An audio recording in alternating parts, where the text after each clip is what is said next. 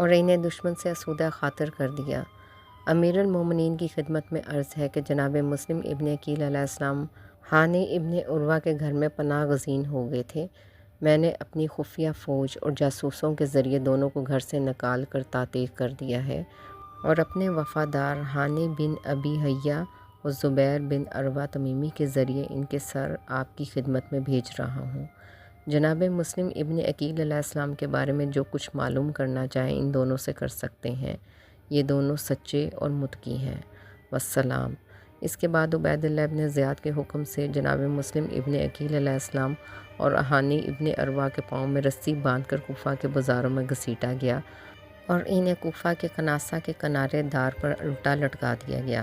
پھر ان دونوں کے سر عبید اللہ ابن زیاد نے دمشق بھیج دیا اور یزید نے سروں کو کوفہ کے ایک دروازے پر لٹکا دیا۔ یزید ابن معاویہ کا جواب۔ یزید ابن معاویہ نے عبید اللہ ابن زیاد کو لکھا، اما بعد تم ایسے ہی ہو جیسا میں چاہتا تھا۔ تمہارا وہی طریقہ کار ہے جو دور اندیش لوگوں کا ہوتا ہے۔ تمہاری یورش شیر دل اور بہادر لوگوں کی سی ہے۔ تم نے مجھے دوسروں سے مستغنی کر دیا ہے۔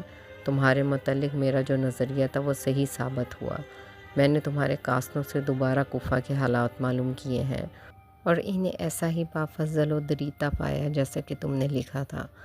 مجھے خبر ملی ہے کہ حضرت امام حسین علیہ السلام عراق کی طرف بڑھ رہے ہیں۔ ان کے راستے میں نگہبانوں کو گھات میں بٹھا دو اور جس کی طرف سے تمہیں سوء ظن ہو اسے قید خانے میں ڈال دو یا قتل کر دو۔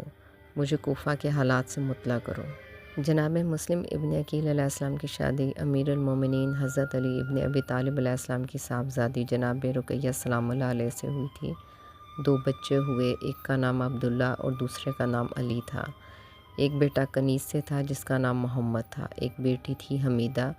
یہ امیر المومنین حضرت علی ابن ابی طالب علیہ السلام کی صاحبزادی ام کلثوم صغریٰ کے بطن سے تھیں، اور چونکہ اسلام میں یہ جائز نہیں ہے کہ مرد ایک وقت میں 2 بہنوں سے نکاح کرے، لہٰذا جناب مسلم ابن عقیل علیہ السلام نے پہلی کے انتقال کے بعد دوسری سے عقد کیا ہوگا۔ جناب مسلم ابن عقیل علیہ السلام کی صاحبزادی حمیدہ کی شادی ان کے چچا زاد بھائی عبداللہ بن محمد بن عقیل بن ابی طالب سے ہوئی۔